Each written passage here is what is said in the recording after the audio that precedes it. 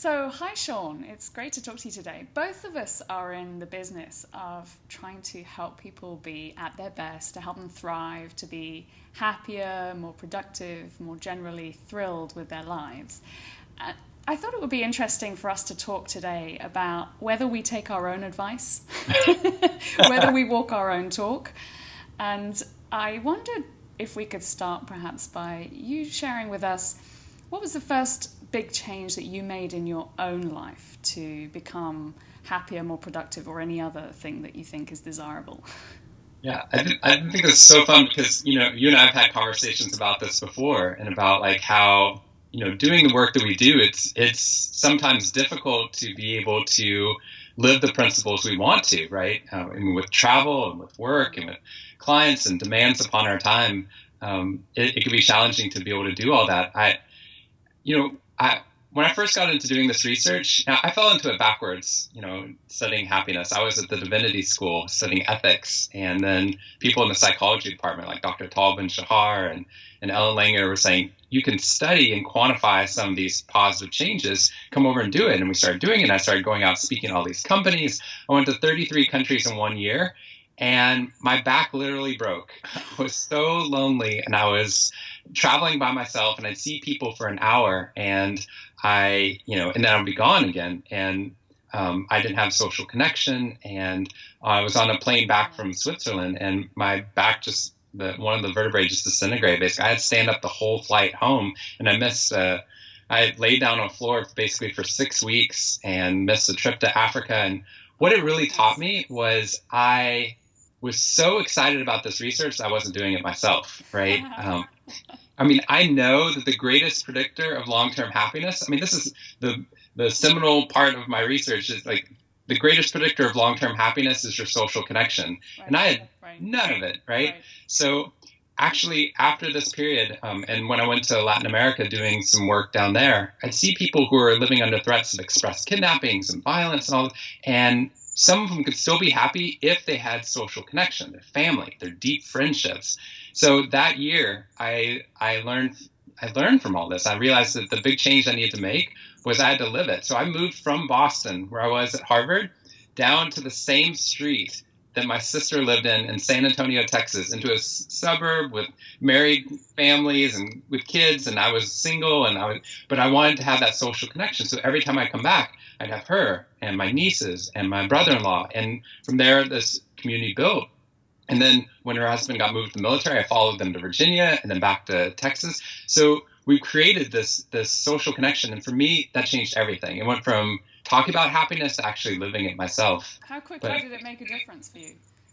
It made it very quickly, because I think that, what I was struggling so much for is that I think people have like pet problems that they have, not just like pet peeves, but things that are like continually they do actions and behaviors in their life trying to fill some void or gap. And for me, like I, don't worry about some things. I, don't have high anxiety, but I feel loneliness, like I'm gone for 24 hours and I feel it, Yeah, so yeah. I think for me, that was one of the things I needed to solve. And for me, it was being good in solitude, which is meditation and things like that. But it was also deep social connection. It was the breadth and the depth. So it was like the deep relationships with my family, but also breadth, like these weak ties of like friends that you don't see all that much, but reconnecting to them was so important. Yeah. So yeah, I'm talking. I want to hear from you, because I think that I feel like you've dealt with some of these challenges yourself. Like what's the biggest change you've made? You've had so many like changes and life transitions. So what's it been for you? Well, I was doing behavioral change work at McKinsey, the consulting firm, and about 3 years into my career there, I had a similar kind of crash, if you like, which was a bit of an eye-opener, which was, I got sick. I was traveling a lot, and my father was ill in hospital. It was the first really serious illness in the family, and I was just stressed and juggling, and I think it was a real eye-opener for me to realize that there was this, a genuine connection between mind and body, and that that was when I really first learned about the physiology of stress, the neurophysiology of stress.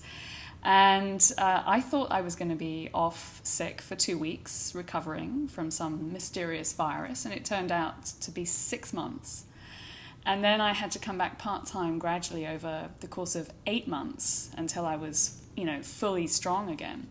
Wait, so you're at McKinsey when this happened? I was at McKinsey, yeah, and it was a huge eye-opener, you can imagine. And basically my assumption had been that I was like a tank. I always had high aspirations for, what I might be able to do or what I was seeking to do in my work, and I just assumed that my body was like a container that would be fine. I could abuse it and it would be okay, more or less.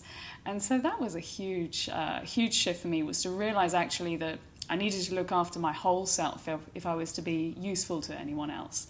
And so my shift then in doing the behavioral change work that I was doing, it went from working with huge companies on enormous change programs to becoming a lot more personal. I worked a lot with senior teams and with individuals, and I also really started to think very hard about how to change my own life. And it was, really just understanding the importance of balance, not just talking about it, but actually thinking, how do I construct a daily routine which actually has balance in it? And it's interesting what you say about the social connections, because that was definitely one part of it, was to say, to treat, if I was seeing a friend, to treat that as being as important as any other meeting, and never to cancel it, or not to cancel it any more than I would cancel a meeting with a client. And that was really important and positive. But the other thing was just really prioritizing sleep. And recognizing that it wasn't a nice to have, that actually it was going to change everything if I was able to get enough sleep. And then working that back, having to construct an approach to work which was quite ruthless in prioritizing, really, really focused on what actually matters most right now. What am I uniquely placed to do right now? Yeah. So it was a whole system of change that unfolded from that point. It's funny how so often change happens with this kind of crisis, like with your back. Yeah. I suppose what we try and do is help people make change without crises happening to them. That's right. It's nice if you don't have to have a health crash to realize that you might want to change the way you live your life. I feel like as a parent, that's my job. It's like I want my son to learn some of these things without having to go through the crash. Right? Like, how are you tackling that? What are you teaching him? Well, first of all, let me just respond. I love this idea of what you just said about the, making your commitments to your friends as important as not, because I would never miss a meeting, that I set up for work, right? Yeah. But then, I'm sorry I'm late. I had a meeting at work, right? Like, why would I prioritize that work relationship, which is less predictive of my happiness and well-being than, connecting? I love that. That's really helpful for me to hear as well. And on that point, I want to come back to your question, because I think it's really, I've learned so much having Leo, but I can see why they like these Heleo conversations, because I was just reading this morning about how they did a study in the 90s where they asked NFL players if they would take a performance enhancing drug that would make them the best of their sport, but they would die 5 years later. Oh. And 52% of them said that they would do it.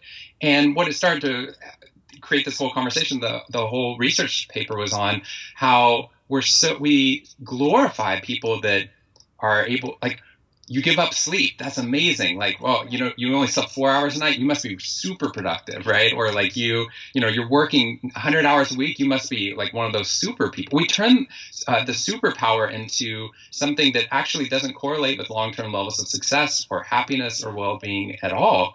And I think we really need to figure out a way to do that. Like, sleep is such a perfect example. I don't know if you read Nurture Shock, but as a parent, one of the books I read preparing for Leo was this book about how important it was research studies that flipped what you thought about parenting. And one of them was, that TV is causing our kids to be obese. And I was like, of course, that's it. They're sedentary. And they said, actually, that sedentary activity trades off with other sedentary activities. The big change was over the past 20 years, our kids have gotten, on average, an hour less of sleep a night. Oh. And what's happening is it's impacting our mood, our weight, our success rates. Right. So in some of the schools, they actually started the school an hour later, and their test scores improved. The entire accidents for the entire community dropped by 50%, not just for the teenagers, because the teenagers were tired, and just incredible. So I'm wondering how, this is something I want for Leo, and I feel like you've been in the McKinsey environment. I think so many people that watch these conversations, they want to be super successful. They're surrounded by hyper-competitive people. Yeah.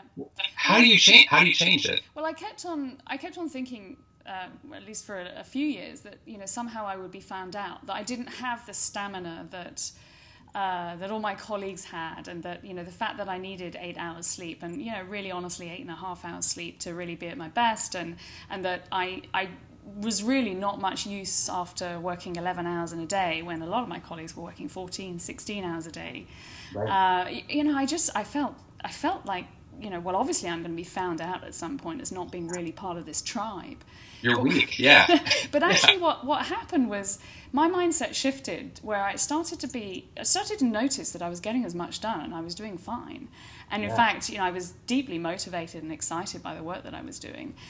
And over time, I started to be quite bold in talking about the choices that I was making, quite bold about the boundaries that I was setting, very clear about when I was around, when I was not around, how much I was sleeping and how important that was. And I think that started to be, if I dare say, sort of perhaps a small force for good around me in telling people that actually it was possible to succeed in that environment while still trying to keep a sense of balance. And I think that being public and being open about the boundaries that I was setting, the choices I was making, certainly helped. And when I'm speaking at conferences, what often happens in the questions afterwards is, you might have the same thing, is people say, yes, but if I'm trying to do more single tasking rather than multitasking, given all the research about how much that helps you get through your work more quickly with fewer mistakes and with less frazzle, if I'm trying to do that, then I have to go offline.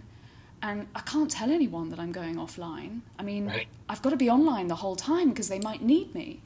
Yeah. So I'm quite, often what I'm saying is really just to experiment and to not be shy about saying, this is what I'm doing in order that I can give more when I'm actually present. I don't know, what about you? You're very clear about the way that you live your life. Have you ever had to convince anyone else that what you're doing is the right thing?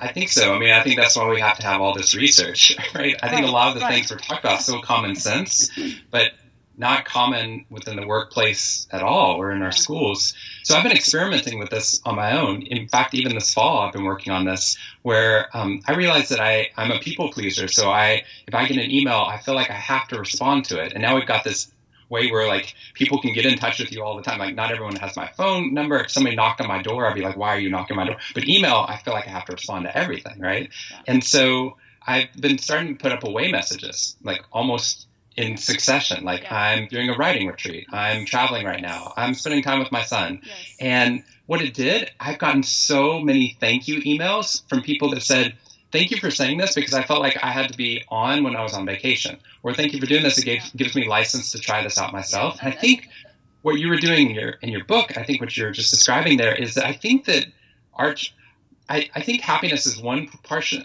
of this, but something I'm really fascinated with right now is that happiness is a personal choice, but it's not an individual choice. It's an interconnected one. Yeah. So that every time we choose it, we actually make it easier for other people around us to be more positive as well. So you're sleeping more might actually, because you're positive, change those interactions, which because of this whole web makes it easier for other people to interact. But you verbalizing that you're sleeping more or giving license to, even saying things you're positive about at work, or saying something good that happened to you.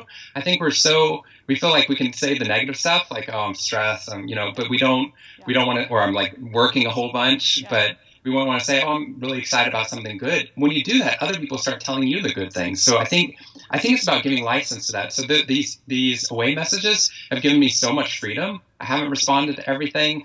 People have been grateful for, they now know what I'm doing within my life. So I love it. Have you tried stuff like that? Absolutely. I couldn't agree more. But these away messages, that's been quite transformational for me. In fact, when I came back and I was in that part-time working phase when I was trying to build up my physical and mental stamina again after being sick, I was working 2 or 3 days a week, and I was getting annoyed that people would be contacting me on the days that I was not working. Right. And I had a very wise colleague who said, yeah, but Caroline, you're the one living your own life.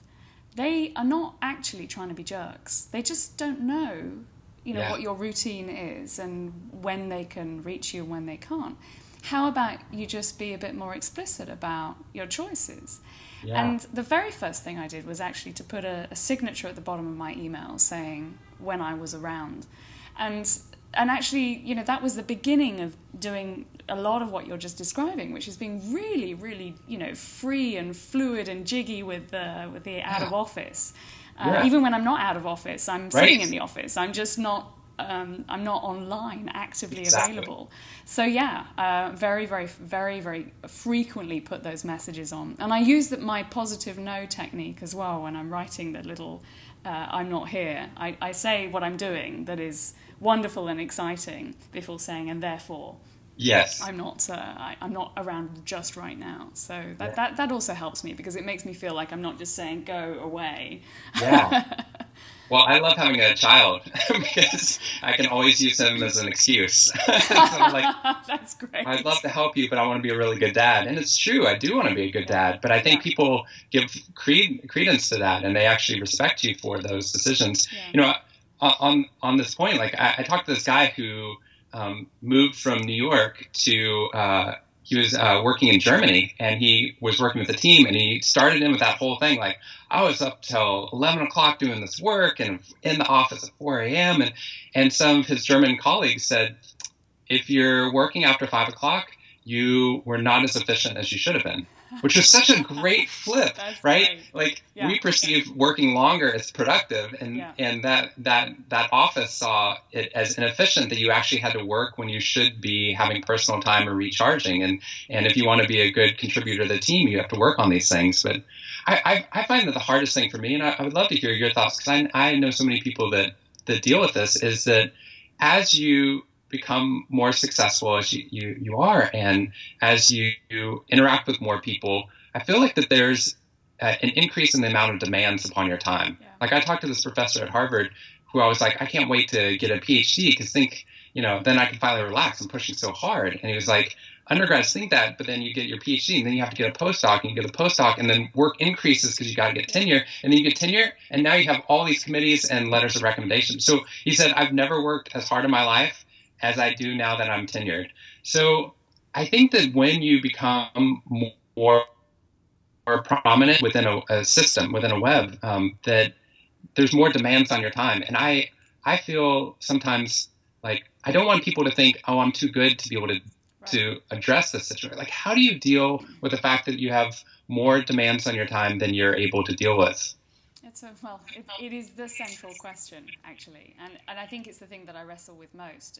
I know how important it is to take downtime and to step away and to take proper breaks. But, that is probably the thing that I find hardest, given, as you say, that, with success comes a sense of wanting to be out there in the world and people wanting you to be out there in the world. I think that I really try and focus on what's the next big thing that I'm trying to build or work on. So I'm trying to be as clear as I can be about what really matters most if I think of myself, say, in 3 months' time and I look back. What will I want to have built or created in that 3 months?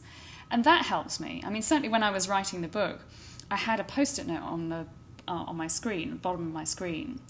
And I wrote a note saying, this is for, and then the names of 3 of my coaching clients, to keep me focused on what I was trying to do, which was really, do something which was going to help individuals across the world. And that really helped me stay focused. And it helped me in writing those, I am writing a book and therefore I can't.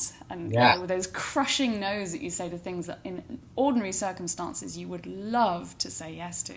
Yeah. So for me, that helps. Is what is this phase about? What is this little chunk of time? Because I think if you can think of not trying to do everything all at once, but think, well, which of the many things I might be doing is this particular little chunk of time about? It becomes a little bit easier to say no to the other things because you're not saying no forever. You're just saying right now that is not what this is about. I think. What about you? What's your technique? So I read this book called Essentialism by this. Greg. I don't know how to pronounce his last name. McKown. The book's fantastic, Essentialism, and basically he said the thought before getting into essentialism, which is where you cut out the stuff that's non-essential, that would be just like, hey, these are the things I care about, and it's an easy no to everything else. And he said, that's not what essentialism is. He said, essentialism is saying no to things you really, really care about, because you care about something even more. And I love that, because it's the hard no's, right? Like, I'm sometimes saying no to a nonprofit that I really wanted to speak to, or no to a company that I know that this could, blossom into something else, but I already have too many talks and I'm away from my son and my wife. Or, I don't get to see my friends for tennis or play basketball, and I'm gone every week, it's those types of things. And I think the thing that I finally concluded this year that's been so helpful, and I think I'm going to keep it going, is I realized that because there's an infinite amount of demands on finite time, that regardless of what I do, I can't be everything. So there will be sacrifices. I'm going to have to sacrifice in every moment. Like, I'm sacrificing right now practicing the piano, and that means I'll probably never become a classical pianist, right? Not probably just because of this conversation. There's probably some other reasons, but along the way, I've made that terribly decision. Guilty. You should just go play. Can you imagine how good I would have been at piano? Yeah, and it's these. So every moment is a sacrifice, right? Like, I'm not down with my son right now, and spending time with him. And I think that the key is you have to be what I concluded was I just have to be okay with the sacrifices I make. Be cool with the sacrifice, because for me that was everything. Because I know instead of trying to stop sacrifice, I will sacrifice. I'm just to be okay with them, because I realized that the pain I was feeling was the pain of a divorce between I'm doing this but wish I was doing this, or that this sacrifice is not worth it. So if I'm traveling too much, it's not worth being away, then I need to make a change. But if I'm okay with that sacrifice, I'm okay sometimes being away or traveling or writing instead of talking to people, right? As long as I'm okay with it, because everyone has to be those choices are personal, right? So like, if I'm okay with it, great. And as soon as I'm not, then I need to make a behavioral change like you described. Yeah. Absolutely. Yeah, I think that concept of you've got finite time and effort and energy, and yes, there will always be infinite demands on you. And I remember the moment that I discovered that it didn't matter how efficient I was going to be, that I was not going to ever finish my to-do list. And just how it very quickly flipped from being, that's terrible, this is a disaster, life is really hard, to, okay, well, in some ways that's quite liberating, because it's never all going to get done. So I just need to be clear about the rules that I'm using to make the best choices I can possibly make from day to day. It's still, as you say, difficult when you say no to things that you really care about. But going back to this idea of being part of a web, I have found that quite often it's possible to think, who would this be a good opportunity for? What might be another way of being useful that would involve not me being in the loop, but me creating an opportunity for another connection to happen. So that also helps me, if I'm honest. That makes me feel like I'm doing something to be useful, but not necessarily giving my own time or effort. I like that. Yeah. It's like Adam Grant's, the 5-minute favor. You can just pass off some of these things and do a lot of good, and they feel grateful you've even responded in the first place. So I love that concept. I think that's really helpful. And of all the advice that you know is research-based, and is a fantastic idea to have in your life, can I ask you what you find hardest to actually build into your routine? It's a really good one. That's a really good question, because I feel like I've been working really hard to really implement the things I believe. Like, I've got the social connection, I practice gratitude. When I've set new goals, I write down things I've already accomplished. Like, those things I've been really good at. I think that the thing I struggle with is what this whole conversation's wrapped around, which is I know that I have to be okay with those sacrifices, but I'm a people pleaser. And I want everyone to feel valued within the system. So it's really hard for me sometimes to say that no when push comes to shove. I think that's been really hard for me to be able to do in my life. The other thing is slowing down. I feel like I've been sprinting for the past 10 years, because I'm like, wow, this is when it's all in flow. It's all happening right now. I just need to sprint for another couple months, and then, things will slow down. It's not like I'll be happy when. It's not. I feel happy in the midst of it, but I'm like, okay, one more sprint. Oh, now I've got a book coming out, and sprint, and that sprint has turned into a really fast marathon. And I think I'm terrified. I've talked to a couple other authors about this. I'm terrified to get off of that sprint for a little bit because I worry that I will disappear, that I will no longer be relevant, that people won't be asking for like your comments or your thoughts on a certain topic. Yeah. So what I've been bad about is stepping back away from things for a little bit, which would recharge me and give me creativity, just because it's fear-based. I fear that like if you are out of the game long enough, people don't involve you in incredible conversations, getting to talk to people like yourself. So what about you? What would you say to challenge that? Because I'm sure, knowing you, that there is a kind of very sophisticated conversation you're having with yourself about that. Yeah, well, we know that the recovery period is one of the most crucial ones. And every person I respect, I mean, I was in the divinity school before doing this. I mean, my idol is C.S. Lewis. So because I love that he could take these complex theological conversations and talk to these, dons at Oxford, and then he could turn it into fiction for kids and make things come alive. And I don't write any like fiction or like really fun, I wrote Ripples Effect, but like I have all these things I would like to do with my life that I'm afraid of changing at all. But the person I want to be more like does those things. So the reason I'm mentioning that is that I learned that Martin Luther, who started the Protestant Reformation, that he actually would take 3 hours every day to like pray and to meditate and to do these recharging things. And somebody asked him, they were like, "You're leading this Reformation. How do you have time to do this?" And he's like, "I'm leading this. I don't have time not to do this. Like, this is crucial to who I am. Like, how can I study happiness and not do the things that I know make me feel most me? Like, I'm most me when I'm at a coffee shop reading something amazing that's spiritual and like uplifting, and then I'm taking notes on it." So I feel like that if I want to be, the only reason people like when I speak or when I write, when they like it, is because I'm actually acting more like that person. So I need to be more of that person within my life. So that roundedness is crucial for your ability to connect and inspire other people, and your ability to step away. Downtime is as important as uptime. It's all time spent being who we are and doing the best that we possibly can. I feel the same with singing. I committed to joining a choir back in September, and the number of hours that it takes each week is really phenomenal. It's an enormous amount of time, and some people have said, "Well, how do you fit it in?" And absolutely, the answer is, well, actually, this is helping me. This is giving my brain a kind of rest in a way.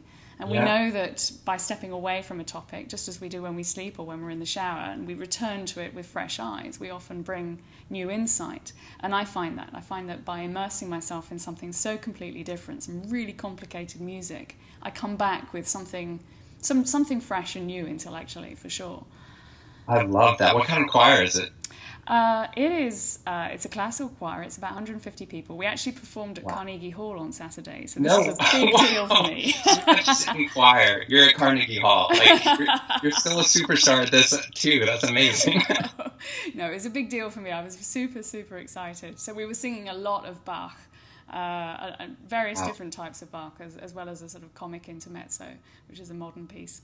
So anyway, I mean, I do think that sense that everything you do that's away from the computer is actually in its own way investing in whatever you're able to do in front of the computer. I think it's all part of who you are and the balance that you bring. I mean, you bring such a humanity to everything that you do, and the time you spend with Leo, the time you spend playing the piano, that's all infusing your writing and your speaking with something that is quite special.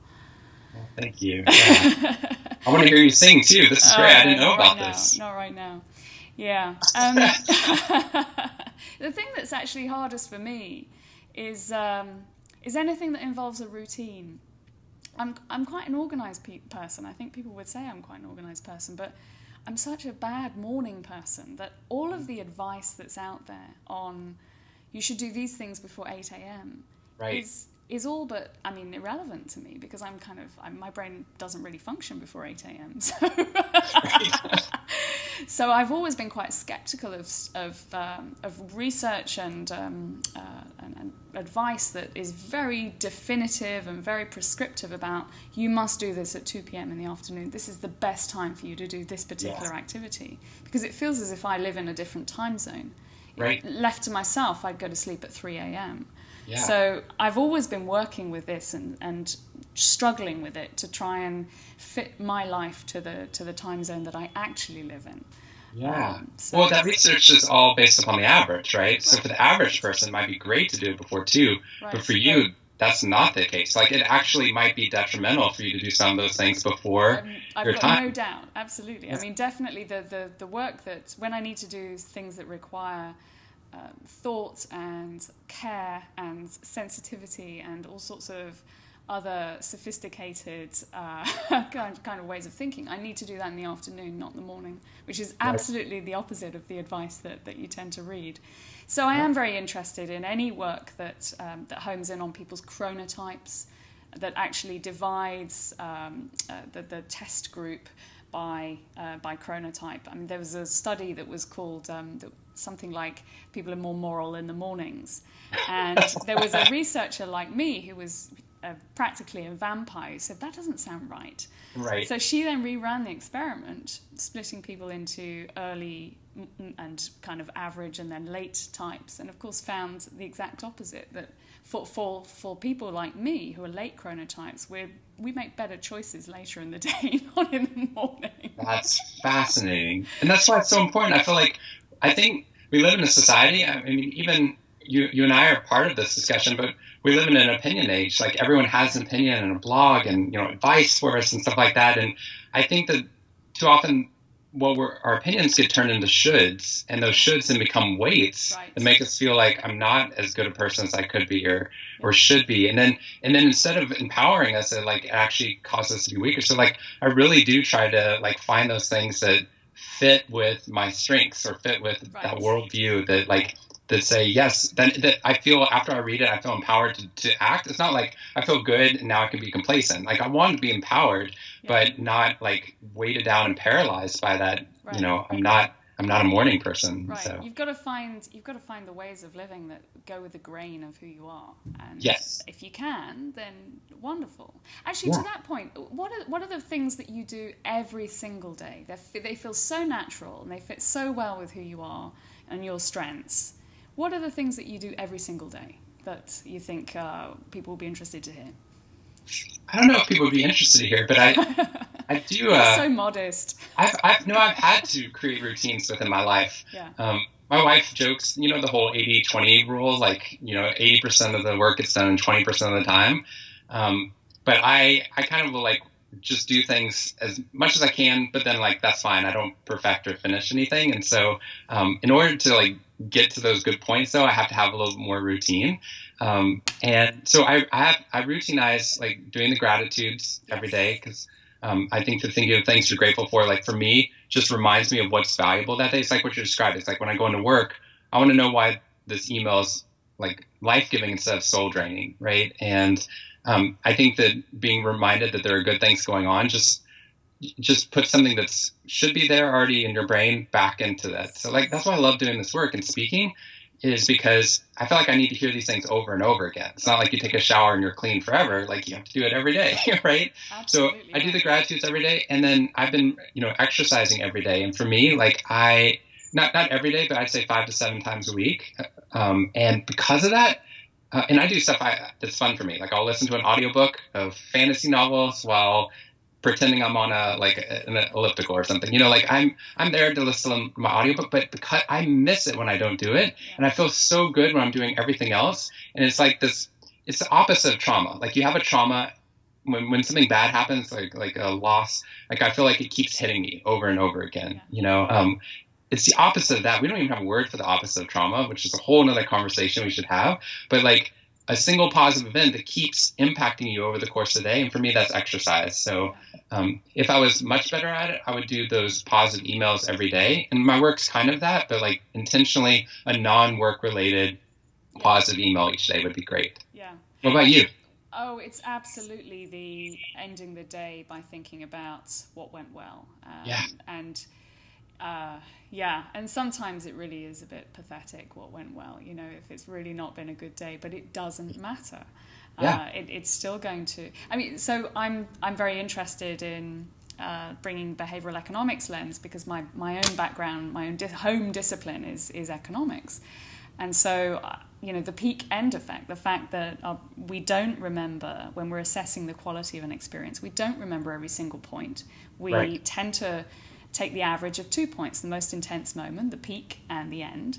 Yeah. And so, one of the reasons it's so helpful to end the day in doing some kind of review of what you're grateful for and what has gone well is that it drags up the average, however bad the day was, so that as you remember the day, I mean, the way that you remember the day is affected by the intense moment at the end. Okay, well then you're hacking your memory of the day, and the way you remember the day becomes the way you think of your life. So that really starts to change the way that you view everything. I love that. Yeah, I think that there are multiple realities every night when you go to sleep, right? One of them is you didn't accomplish everything because you can't, right? Yeah. But instead of highlighting, you're actually picking a more adaptive reality, right? You're constructing it by highlighting that the few building blocks you're going to use are those positive ones. Yes. And I think you're absolutely right. Like, it not only drags that entire average up, but it gives you that point of meaning each day that our brains are pattern connectors, so we start to see this whole trajectory of meaning running through our life. It helps us wake up the next morning knowing what happened the night before. And then the nights I don't sleep, or the nights I stay up, like, why did I do that? Or I should have gotten more done today, or, so I think the more we do it, the better off we are. Yeah. It's a delight talking to you as ever. And I hope that this is giving people a sense that, we take our own advice. We don't always find it easy. We work at it every day. But it really has made a difference for both of us, I think. Yeah, thank you so much.